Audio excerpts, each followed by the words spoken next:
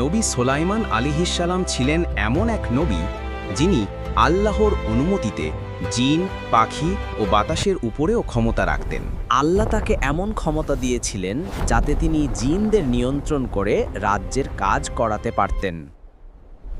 বাতাস তার আদেশে চলত, যেদিকে তিনি চাইতেন সেদিকেই তাকে বহন করত। তিনি প্রাণীদের ভাষা বুঝতে পারতেন। হুদহুদ পাখি তাকে খবর দিত বিলকিস রানীর দেশের। তিনি ছিলেন এক ন্যায়পরায়ণ রাজা, তার বিচারে কেউ কখনো অবিচার পেত না।